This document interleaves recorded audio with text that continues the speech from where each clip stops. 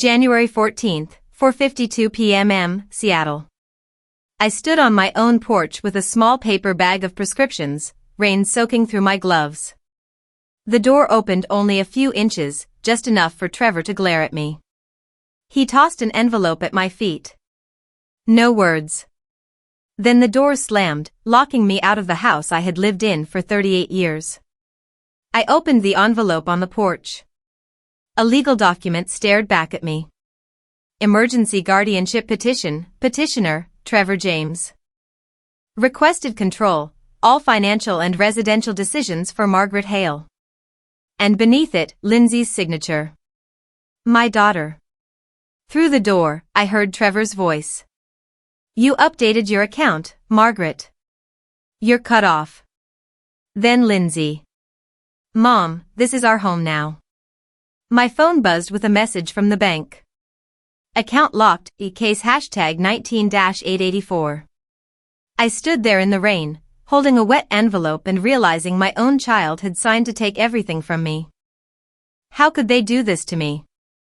If you choose to stay and hear what happened next, you'll learn the truth most families bury behind closed doors. My name is Margaret Hale.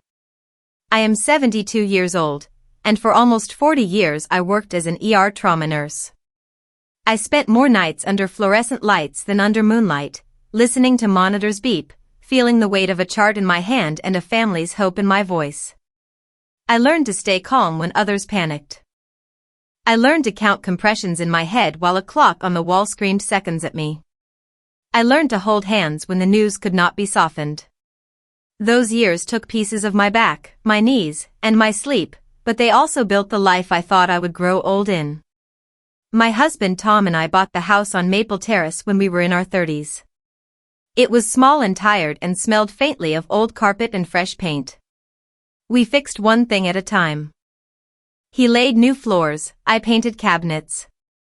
We argued about curtain colors and laughed over crooked shelves. We kept a little notebook in the kitchen drawer where we wrote every expense, mortgage, utilities, groceries, savings. We were not rich. We were careful. By the time I retired, the house was paid off. We had a modest retirement account, a separate emergency fund, and a plan: quiet mornings with coffee on the porch, gentle travel when we could, and holidays filled with family. Tom used to say, "We may not have much, Maggie, but what we have is ours, and we earned it." When he died 5 years ago, the silence in that house felt like another widowhood, me, and the 4 walls we had built together. Lindsay is our only child. When she was small, she had a stubborn cowlick and a habit of lining up her crayons in perfect color order. She wanted to be a veterinarian, then a writer, then an artist. She was thoughtful, gentle, quick to sense when someone else was hurting. For years, it felt like she and I were a matched set, mother and daughter, teammates. She met Trevor in her late 20s. He arrived at our Thanksgiving that year in a blazer 2 sizes too small and shoes that squeaked on the tile. He called himself an entrepreneur before he had anything to show for it. He had stories about podcasts, coaching programs, and scaling. He spoke in big plans and vague timelines. I remember Tom washing dishes that night and saying quietly, "He talks a lot for someone who hasn't done much." Trevor started 5 ventures in 10 years. A digital marketing agency that never found clients. An e-commerce store that bought more inventory than it sold. A coaching mastermind that charged high fees and ended with refund requests. Every time something failed, there was always a reason outside of his control: the market, the partner, the timing. Never Trevor. Lindsay changed slowly, like a room dimming as the sun goes down. At first, she defended him lightly. "He just needs time, Mom. You and Dad had each other. He's trying to build something on his own." Later, her words sharpened. "You don't understand how things work now. It's not like when you and Dad were young." Still, when they said they needed just a few months to get back on their feet, I opened the door. It was 3 years ago. Tom's chair was still by the window. His mug still in the cupboard. The house felt too big for one person, and I told myself it might be good to have them close. At first, I was glad for the noise. Lindsay's laughter in the kitchen, the sound of Trevor on calls in the spare room, the clatter of extra dishes in the sink. I started buying more groceries, adding their favorite snacks to the list. I set up automatic transfers to cover the rising utility bills and moved a little more from savings into checking. It's just for a while, I thought. Families help each other. But as months turned into years, the balance shifted in a way I could feel but not yet name. I noticed Trevor never seemed to have cash, only promises. The client's payment is coming any day. Once this launch hits, everything changes. Lindsay's voice, once warm with gratitude, took on an edge whenever money came up. They depended on my roof, my refrigerator, my paid-off utilities. Yet in their eyes, I watched myself slowly become something less human and more functional. Not Mom. Not Margaret. Just the person who paid the bills. I had been the one holding strangers' hands in their worst hours, the one tracking every medication, every heartbeat. In my own home, though, my value was quietly rewritten. I was no longer the woman who had built a life from double shifts and careful savings. I was an account. It did not happen in one argument or one cruel sentence.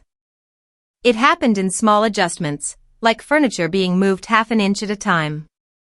A subscription here on my card, just until we stabilize. A gas tank filled on my account. Groceries added to my list, not theirs. Trevor would clap me on the shoulder and say, "You're a lifesaver, Margaret. Once this takes off, we'll be the ones taking care of you." The words sounded generous. The numbers in my online banking app told a quieter truth. I told myself I was helping them bridge a rough season. That is what parents do, isn't it? We lift where we can. We make room. We adjust. When Lindsay asked if they could use the larger bedroom just until the baby comes, someday, I moved my things without protest. There was no baby. There was only more of their stuff and less of mine. By the time the winter before everything broke arrived, I knew every creak of that house by heart. I knew the sound of Trevor's late-night typing, the way Lindsay's footsteps sped up whenever a bill arrived in the mail. I knew my role in their new story, the safety net that was never supposed to tear, the resource that was never supposed to say no. I did not yet know that, in their minds, my life's work, my home, my savings, my name, had become something else entirely. Not a legacy. An asset to be managed. And one day, without my consent, they would decide that the easiest way to manage it was to manage me. I can trace it back to a single afternoon, months before the rain-soaked day I found myself locked out. At the time, it barely registered, just a strange moment, the kind of odd interaction you file away without knowing why it unsettled you. But later, when everything fell apart, that memory returned with perfect clarity, like a thread pulled from a sweater, showing how the pattern had been unraveling all along. It was late September. The air in Seattle had that crisp bite that arrives before the leaves truly commit to turning. I was in the kitchen, wiping down the counter with the same blue cloth I'd used for years, stained from coffee, turmeric, and thyme. Lindsay and Trevor were in the hallway, their voices low enough that I wasn't meant to hear them. But the house carries sound in strange ways, especially when you've lived in it long enough to recognize every echo. I bent to return the cloth to the drawer when I caught Trevor's words, not loud, but sharp enough to draw blood. "She's starting to forget things. That's our chance." For a moment, I stood frozen, one hand on the drawer handle, unsure if I had heard correctly. Lindsay gave a soft, nervous laugh, one of those laughs people use when they're not sure how to respond. "Trevor, stop," she whispered. "She's not that bad." "She doesn't have to be that bad," he replied. "Just enough for the paperwork." The drawer clicked shut under my hand. I had no idea what paperwork he meant. But I remember taking a slow breath and forcing myself to continue wiping the counter as if I had heard nothing. My heart was beating too loudly, I didn't want them to hear it. A moment later they walked into the kitchen, both smiling too brightly, their expressions washed clean. Trevor opened the fridge as if he hadn't just spoken about me like I was a failing appliance. Lindsay asked if I wanted tea. I nodded, trying to keep my voice steady. Yes, dear. That would be nice. I told myself Trevor was joking, though his tone hadn't sounded like a joke. I told myself Lindsay would never allow such a thing, even though she hadn't exactly shut him down. I told myself I was tired, reading too much into the moment. That was the first crack. But cracks don't stay small. They spread. I began noticing subtle shifts in the weeks that followed. Small things at first, so small I scolded myself for being suspicious. My glasses disappeared one morning. I found them 3 hours later in the freezer, resting neatly beside a bag of frozen peas. When I mentioned it, Trevor chuckled and said, "Memory's tricky at your age, Margaret." Totally normal. My keys went missing next. I eventually found them under the passenger seat in my car, wedged beside a crumpled fast food wrapper that wasn't mine. Lindsay insisted I must have dropped them getting into the car. I didn't argue, but the explanation didn't settle right. Then came the tone. That soft, measured tone people use when they're trying not to spook a child or a patient. It slipped into Lindsay's voice first. "Mom, maybe you should write things down more." "Mom, do you remember telling me that already?" "Mom, don't strain yourself. Let us handle the bills." Trevor adopted it next, but with less finesse.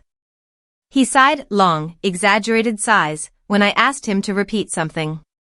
He muttered about cognitive decline within earshot, shaking his head like a martyr carrying a burden.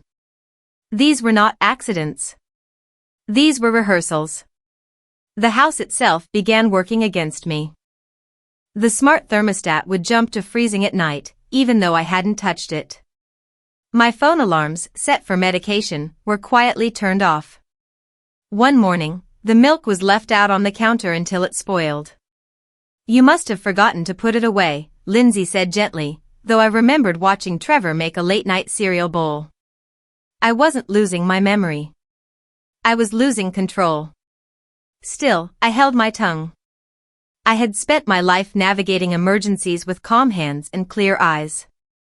But motherhood carries its own haze, a stubborn belief that things can be repaired with patience, conversation, and love. I kept searching for the version of Lindsay I once knew, the girl who brought home stray cats and cried at movies. Instead, I saw a woman looking at me as if I were a puzzle piece that no longer fit. The shift became undeniable one evening in early October, when I walked into the living room and found Trevor sitting at my desk, Tom's old walnut desk where he used to balance our accounts. Trevor didn't notice me at first. The glow of my laptop lit his face, and on the screen I saw something that made my mouth go dry. My online banking portal. I hadn't given him the password. When I stepped forward, he closed the laptop with a quick, careless motion and leaned back in the chair as if he had every right to be sitting there. "Oh," he said lightly, "I was just checking to see if that subscription refund came through. You know, the one we talked about." "We didn't talk about any refund," I replied. He smiled, a thin, dismissive smile. "Maybe you forgot." There it was again. The angle. The pressure point.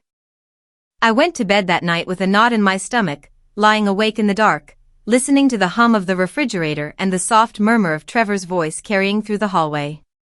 I tried to shake the unease, but the memory of the hallway whisper kept returning. "She's starting to forget things. That's our chance."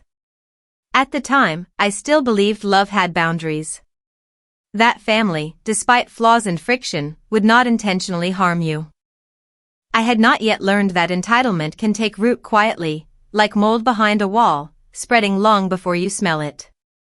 I did not know that what I had witnessed was not a one-off comment. It was the opening move in a plan already unfolding around me. In the weeks that followed, the pattern sharpened in ways I could no longer explain away. What began as scattered oddities collected into something heavier, like dust settling on a surface until you finally see the shape beneath it. I had spent a lifetime reading subtle shifts in people, patients whose eyes told the truth before their mouths did, yet I kept giving my daughter and her husband the benefit of doubt.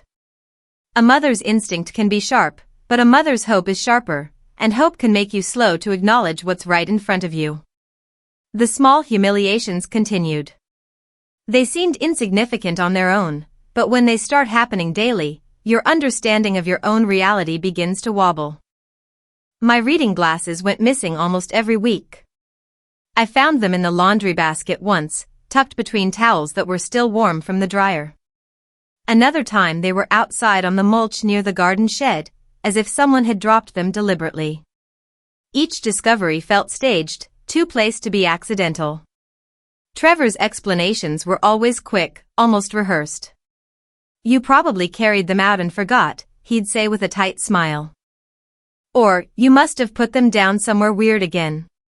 The word "again" stung more each time. My phone began acting strangely next. Notifications would disappear before I saw them. Missed calls from my sisters, voicemail alerts I never heard. When I mentioned it, Trevor shrugged and said, "You probably cleared them without realizing." Lindsay echoed him, her voice soft with performative concern. "Mom, it might be time to simplify things. Your phone has too many settings, maybe you're getting overwhelmed." Overwhelmed. That was becoming their favorite word. Then came the thermostat. I woke up shivering 3 nights in a row, wrapped in 2 blankets while the house sat at 60 degrees. I tried adjusting it myself, but the app on my phone claimed I didn't have access anymore. "Trevor must have updated the settings," Lindsay said the next morning, rubbing her temple as if the conversation exhausted her. "You know how these smart systems work. They reset." They didn't reset. Someone reset them. Food became another battleground, though I didn't see it that way at first. Groceries I bought would disappear quickly, replaced with takeout containers Trevor brought home. He insisted cooking was too messy, and Lindsay followed his lead.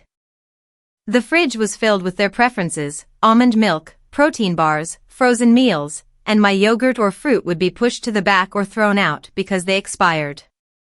I noticed, too, that whenever I made something simple for myself, soup, oatmeal, toast, Trevor would remark loudly, "We really need to keep an eye on what she's eating. Seniors need supervision." Supervision.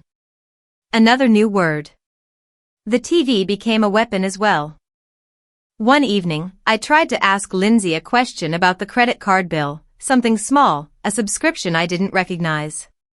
Before she could answer, Trevor picked up the remote, raised the volume, and said, "Margaret, let us handle it. You're stressing over tiny things." The screen blared so loudly I couldn't hear my own voice. Lindsay looked down at her hands and said nothing. The house, once my sanctuary, began shrinking around me. The living room felt occupied, not shared. The kitchen felt monitored. My own bedroom felt less like a place of rest and more like the one corner left untouched. Even my mail started arriving already opened. Trevor claimed he accidentally grabbed everything from the box. Lindsay insisted she was trying to help sort things. Oddly, the envelopes that interested them most were always from the bank or insurance. One afternoon, I found Trevor in the garage, rummaging through the metal filing cabinet where I kept decades of documents, tax papers, retirement statements, Tom's old pension files. He didn't hear me come in. "What are you doing?" I asked. He didn't flinch. Just closed the drawer casually and dusted his hands. "Organizing. Your paperwork system is a mess." Tom used to joke that our filing system was neater than any in his office. Hearing Trevor dismiss it so easily made something sink inside me.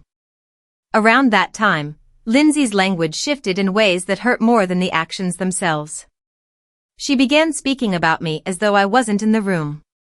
"I worry about her," she'd say to Trevor. Or, "She gets confused sometimes," spoken softly but within earshot. The words were small, but they chipped at me like ice picks. One morning stands out more sharply than the rest. I woke to find Lindsay standing at my bedroom door, her arms crossed. The hallway light framed her in a way that made her look older than her 38 years. "Mom," she said, "I think it's time you let us handle the bills permanently. You have enough to worry about." "I've managed them all my life," I replied. "Exactly," Trevor called from down the hall. "You've done it long enough. Enjoy your retirement. Enjoy." As though losing control was a gift. I started double-checking everything, my bank app, the mail, the medicine organizer by my nightstand. Once, I found 2 evening pills missing. Lindsay insisted I must have taken them early. Trevor suggested I write things down so we don't have to worry. We don't have to worry. Not you. We. The shift was nearly complete. They spoke about me, around me, over me, but never to me.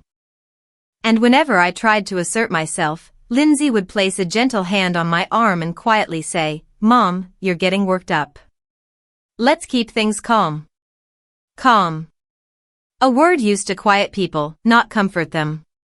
By November, the house felt less like the one Tom and I built and more like an unfamiliar place where I rented a corner of my own life. The hum of the refrigerator, which had always been a steady comfort, now sounded like a warning. The wooden floors creaked under new footsteps. The scent of Trevor's cologne lingered in rooms he had no reason to enter. I wasn't being cared for. I wasn't even being tolerated. I was being managed. And somewhere deep inside, I began to understand, slowly, reluctantly, that this wasn't a string of accidents. It was preparation. The day everything shattered began quietly, so quietly I almost missed the moment my life split into before and after. It was a Tuesday in early December, the kind of gray Seattle morning when even the sky seems tired. I had planned something simple, withdraw $80 to buy my granddaughter a small birthday present. I still believed, then, that normal days were possible. The bank lobby smelled faintly of pine from a holiday candle, the kind clerks keep near their desks. Mario, the branch manager I'd known for years, greeted me with a warm smile. His tie was crooked, as usual. I remember thinking how comforting it was to see something familiar. But when he typed my information into his computer, the smile drained from his face. "Mrs. Hale, just a moment." He clicked. Scrolled. Paused. I felt a small tug of unease, like a thread tightening in my chest. "Is everything all right?" I asked. Mario hesitated, then turned the screen slightly, not enough for me to see details, just enough to signal transparency. "Did you authorize a transfer of $128,400 to Tregem LLC?" The words didn't make sense. They felt like keys dropped on the floor, loud, scattered, disconnected. "No," I said. "I didn't authorize anything like that." He swallowed hard. "The signature on the form looks like yours." He printed a copy. I stared at the looping, shaky pen strokes, too large, too uneven. I hadn't signed anything. But whoever did had practiced my handwriting closely enough to pass. My stomach dropped as Mario read out additional charges. $5,900, executive coaching. $3,200, home theater equipment. $49,000, boat deposit. Each number landed like a blow. These weren't mistakes. These weren't accidents. These were withdrawals made with certainty. Mario lowered his voice. "Mrs. Hale. I'm obligated to ask. Are you in danger? Has someone been accessing your accounts?" My hands trembled on the edge of the counter. I thought of Trevor at my desk. Lindsay insisting I let them handle things. The missing mail. The misplaced glasses. The small humiliations that suddenly connected like pieces of a puzzle I never meant to assemble. I don't know," I whispered. But part of me did know. Mario printed another document, his face tight with concern. "There's also a pending guardianship request. Filed 2 weeks ago." "You didn't submit this?" "Guardianship. The word hit harder than any number. No, I said. I didn't file anything. He exhaled slowly. I think you need to contact someone you trust. Anne. Mrs. Hale, please consider not going home alone right now. I left the bank with a folder under my arm, my breath fogging in the cold air. I sat in my car for several minutes before I could start the engine. The steering wheel felt slippery under my palms. Even the radio seemed too loud. I drove home on autopilot, each turn familiar but the meaning behind them unraveling. When I reached the house, I tried the door code. It beeped, sharp, unfriendly. Access denied. I tried again. Same response. My heart thudded as I pressed the doorbell. Footsteps approached. The deadbolt slid. The door opened only an inch. Trevor's eye appeared in the gap. Back already, he said, voice dripping with false surprise. Why did you change the lock? I asked. He smirked. Household security update. Nothing you need to worry about. I want to come inside, I said quietly. Oh, Margaret, he leaned closer. Once you updated your account, we don't owe you a thing. There it was, the admission he couldn't resist making. Behind him came Lindsay's voice. Cold. Almost rehearsed. Mom, you brought this on yourself. This is our home now. Our future. You've made everything difficult. Before I could reply, the door clicked shut, locking me out of the life I had built. My phone buzzed. A bank notification blinked across the screen. Account locked, case hashtag 19-884. That number felt like a verdict. I stood on my own porch, holding a bag of medication, while the house behind the locked door hummed with the familiar rhythm of my refrigerator, a sound I suddenly realized I might never hear from inside again. I wasn't confused. I wasn't forgetting. I was being removed. And the worst part was the clarity, they had planned every step. The forged transfers. The missing items. The tone meant to undermine me. The guardianship petition. A quiet, methodical erasure. It was the moment I understood this wasn't a misunderstanding, or stress, or a bad stretch in the family. It was betrayal. Intentional. Calculated. Complete. And I stood on the porch of my own home with the rain beginning to fall, knowing nothing about my life was safe anymore. I don't remember walking off my porch. I only remember the sensation of the cold air pressing against my cheeks, the sound of cars passing somewhere down the hill, and the slow, steady realization that I was standing in the middle of my own life with nowhere to go. The house behind me glowed warmly through the curtains, my curtains, but the light felt foreign, like it belonged to strangers. In a way, it did. My neighbor Jana saw me from her driveway. She had lived next door for 12 years, a kind woman who baked too much bread and always brought over half of it. I didn't wave. I didn't trust my voice. I just stood there holding that small paper bag of prescriptions, as though it were the only solid thing left in my hands. Jenna approached carefully, the way you approach someone who might tip over if touched. Margaret? Are you all right? I opened my mouth, but nothing came out. It was as if the words had gotten tangled, stuck somewhere between shock and shame. I didn't want her to see me like this, locked out of my own house, reduced to a figure on a porch. She ushered me into her car without asking too many questions. The interior smelled faintly of peppermint gum and wool coats. She turned on the seat warmer and wrapped a blanket around my shoulders. I hadn't realized how cold I was until the warmth spread across my back. We sat there for a long time without speaking. Rain tapped softly on the roof, steady, persistent. It reminded me of nights in the ER when storms rattled the windows and we counted patients by the hour. That was a different kind of exhaustion, a purposeful one. This was hollow.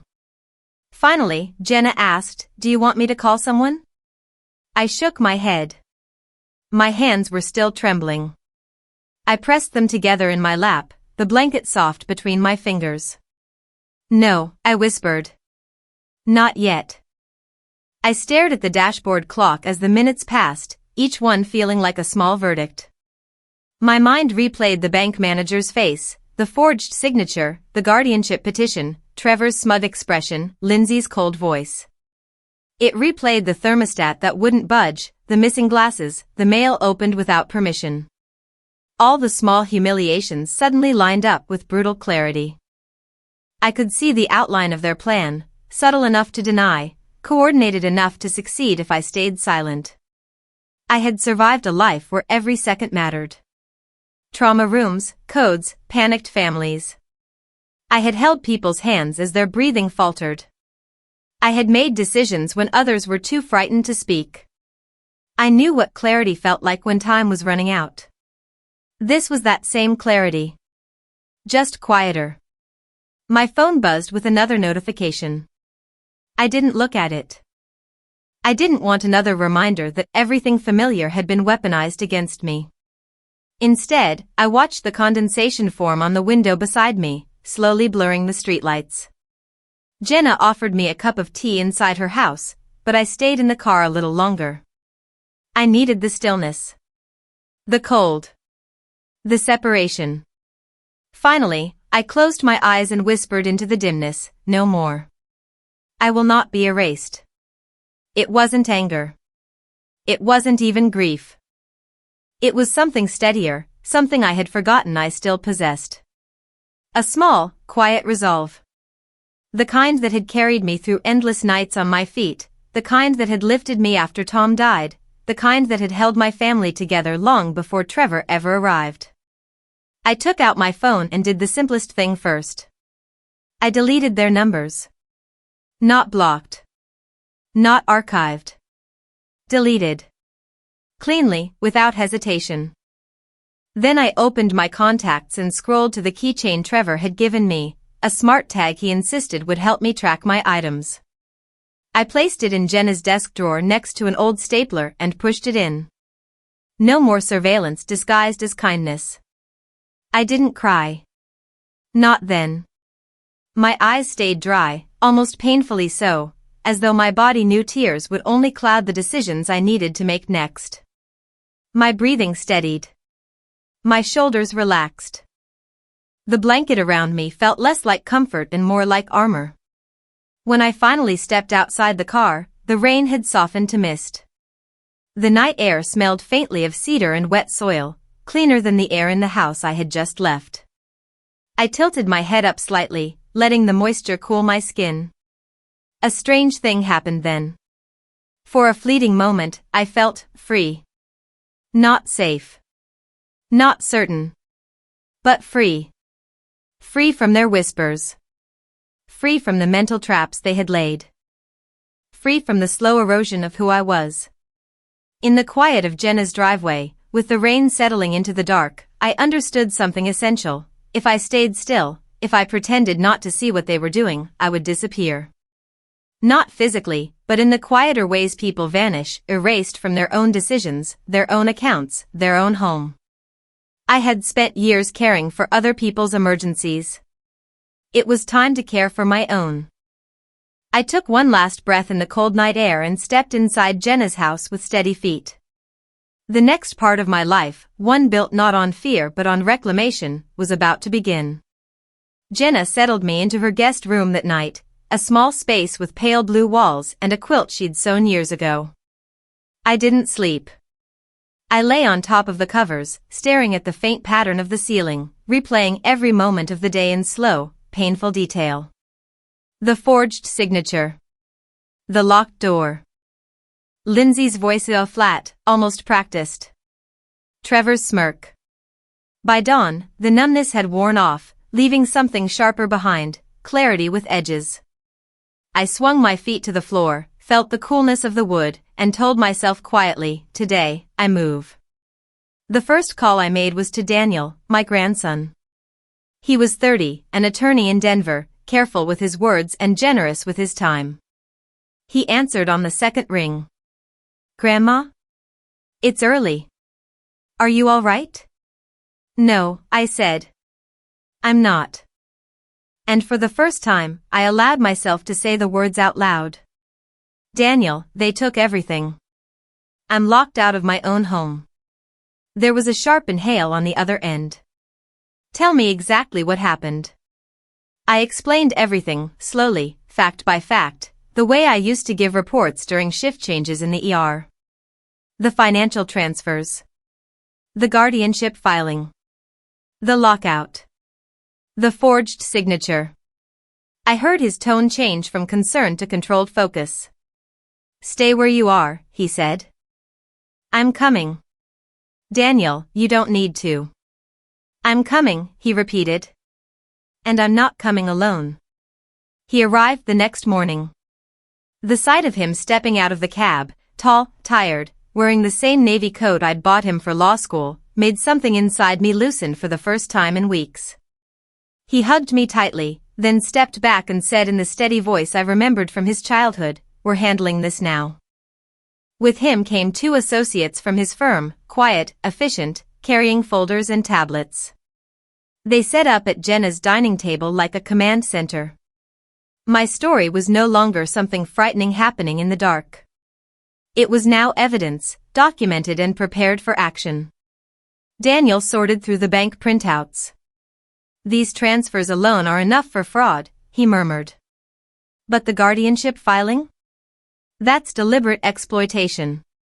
They're not subtle. I swallowed. They thought I wouldn't notice.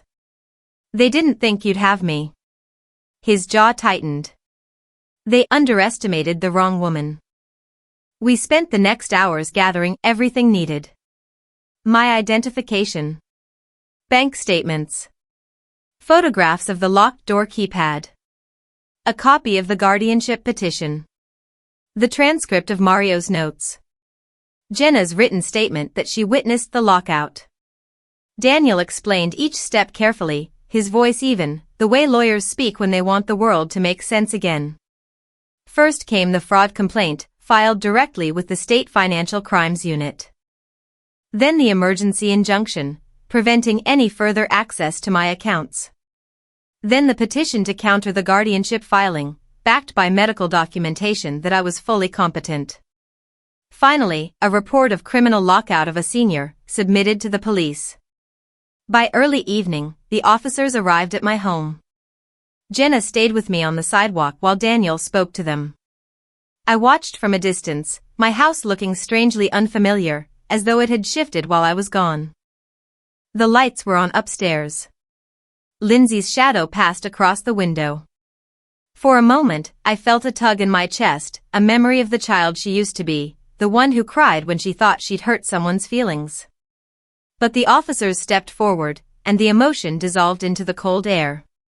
The knock on the door echoed down the street. Trevor answered. I could hear his voice even from where I stood, sharp, defensive, full of false indignation. Lindsay appeared behind him, clutching the doorframe. Within minutes, the officers asked them both to step outside. Trevor protested. This is our home. She's confused, she's been. This is her home, one of the officers cut in. And she has reported a criminal lockout. Trevor's face twisted, but Lindsay's expression fell flat, drained of its usual practiced concern. I wondered if she finally understood the gravity of what she had signed. Daniel stepped forward, calm and firm. You will be served a restraining order tonight, he said. And a criminal summons will follow. Lindsay opened her mouth, then closed it. Trevor tried to speak again, but the officers guided them to the curb. I watched as they stood there, my daughter and her husband, while 2 officers entered my home to verify the lockout. The porch light cast a harsh glow on their faces. For the first time, they looked small. Not powerful. Not cunning. Just small. When the officers returned, one of them nodded at me. Mrs. Hale, you can go inside now. Inside. A word that felt heavier than the house itself. I took a step forward, my palm brushing against the familiar railing. The wood was cool, unchanged. The doors swung open with a soft click, Daniel had already reset the lock. I crossed the threshold slowly, breathing in the scent of my home. Lavender from my laundry soap. The faint smell of old books. The hum of the refrigerator Tom and I had bought 20 years ago. Everything was the same. And nothing was. I didn't look out the window. I didn't watch them being escorted away. I didn't need to. The moment I stepped fully into the living room, a quiet thought settled inside me. This house wasn't reclaimed by force. It was reclaimed by truth. And truth, I realized, had its own kind of strength, steady, procedural, and absolutely unstoppable once set in motion. In the days that followed, the house was unnervingly quiet. Not silent exactly, houses that have held decades of life never fall fully silent, but quieter in a way that felt honest. The floors creaked only under my own weight. The kettle whistled for no one but me. Even the refrigerator hummed more gently, as if relieved of an audience that had always taken more than it ever gave. Daniel stayed for that first week, moving between calls, hearings, and paperwork. His laptop lived on my dining table, surrounded by neat stacks of documents and yellow sticky notes. He updated me only when necessary, respecting my need for space. The calm efficiency of his presence steadied me more than he knew. Consequences, he said, would come in waves. And they did. The first wave hit within 3 days. Trevor's so-called company, Tregum LLC, came under immediate investigation. The fraudulent transfers had triggered a chain reaction. The state licensing board suspended his business license pending review. His accounts were frozen by court order. He attempted, through a hastily written email, to claim it was all a misunderstanding, a family dispute blown out of proportion, but the paper trail did not bend to his excuses. Numbers rarely do. The second wave arrived the following week.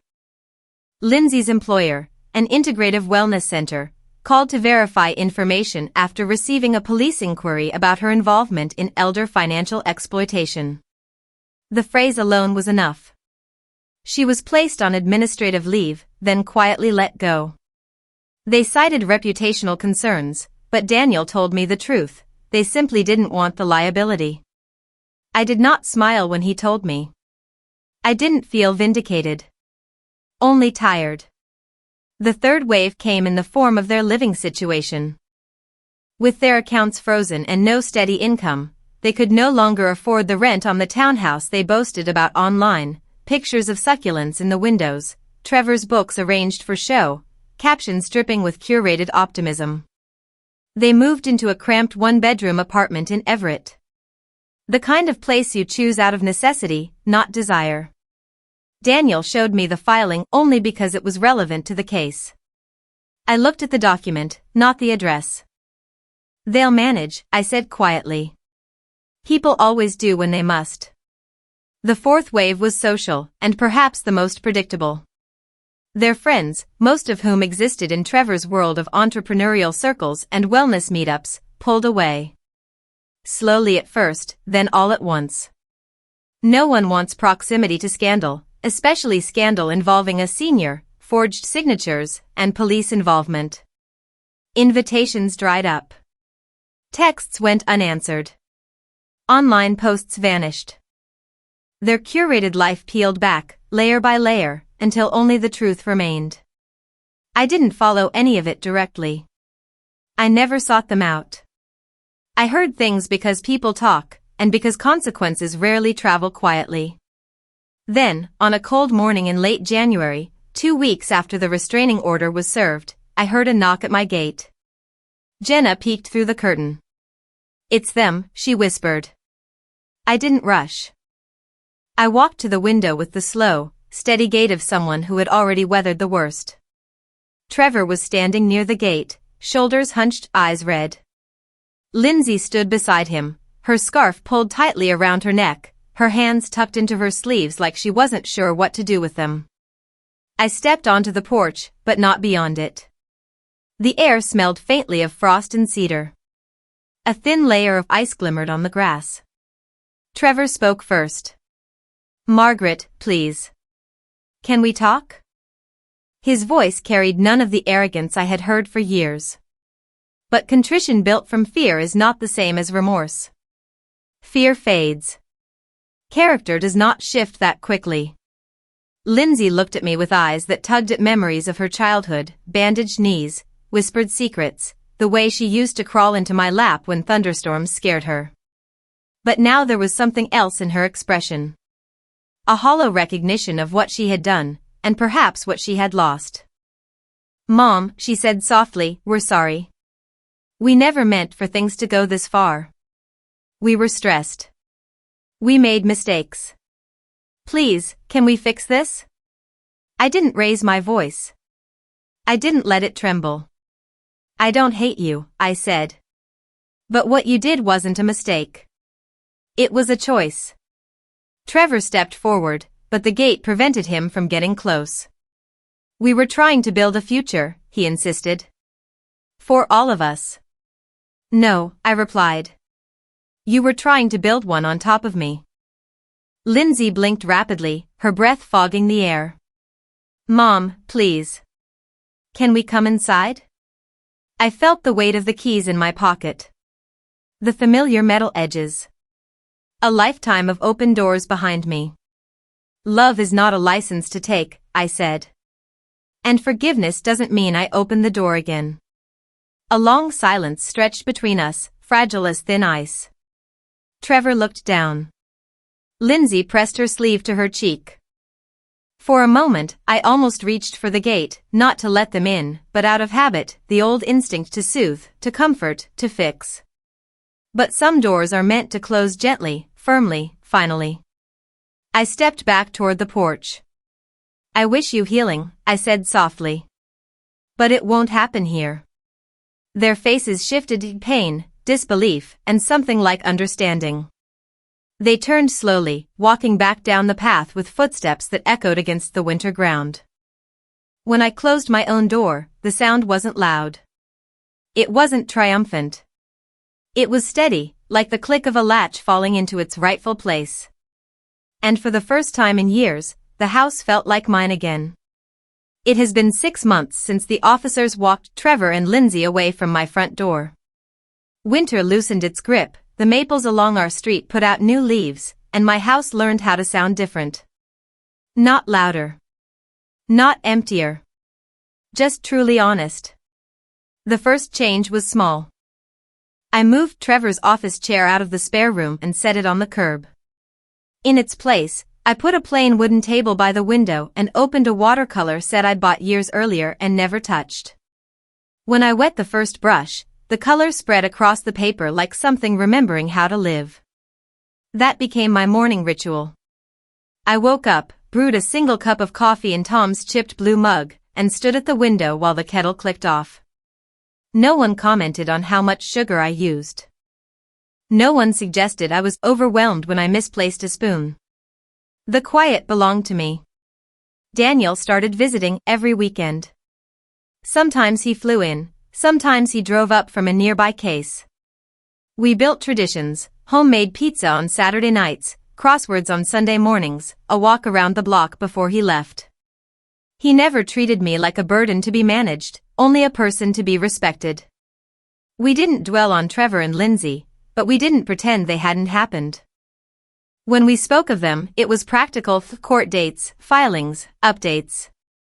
The guardianship petition was dismissed. The fraud case moved along in its slow, bureaucratic way. I learned that justice rarely arrives with speeches. It comes in envelopes and email notifications, in short lines on letterhead that say, "You were right to speak." I stopped searching their names online. Whenever curiosity stirred, I asked myself, will this help me heal? The answer was always no. So I watered the plants. I walked to the corner store for milk. I painted skies and roses and the crooked line of our street until the paper felt more like home than the memories did. The house itself softened. I cleaned closets one at a time, calmly. I found Tom's handwriting on old envelopes, quick notes about bills and grocery lists. I found Lindsay's school drawings, stick figure families under uneven suns. I kept some. I let others go. Love doesn't disappear when you set down an object. It simply stops being an excuse. Neighbors began to linger at the fence. Mrs. Patel nearby brought samosas because I made too many. The retired music teacher across the street fixed the hinge on my gate. On Thursdays, I joined a group of women at the community center. We knitted, talked, and compared notes on the business of aging while still feeling like ourselves. None of them needed details to understand. Their eyes said enough. I didn't build a dramatic new life. There were no world cruises, no sudden romances. I built something quieter, days in which I was not afraid of my own front door. With Daniel's help, I updated every document that mattered. We added safeguards to my accounts. I named him as my financial power of attorney and revised my will to reflect not just blood, but behavior. It felt less like cutting people out and more like drawing a clear map for whoever comes after me. Some nights, echoes still visit, Trevor's patronizing tone, Lindsay's distant voice. When they do, I light a lavender candle, sit in Tom's chair, and say out loud, I am here. This is my home. I decide what happens within these walls. Hearing my own voice say it matters. The roses by the front porch are blooming again. I planted new ones in early spring, simple pink and red varieties. Their scent reaches the walkway now, greeting anyone who comes to the door. These days, when someone knocks, it is usually Daniel with groceries, Jenna with bread, or a neighbor returning a dish. I open the door without bracing myself.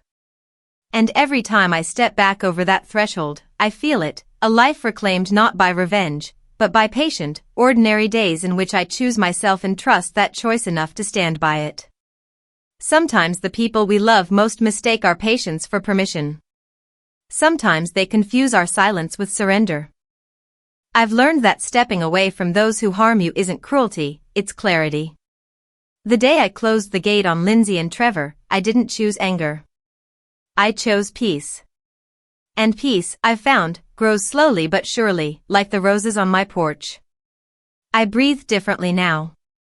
My days are my own. My voice is my own. And when I sit at my kitchen table with a cup of tea, I feel something I thought I'd lost forever, safety. If you're listening and something in my story touches a place you don't speak about, you belong here. Subscribe to hear more truths, quiet ones, steady ones, where silence becomes strength.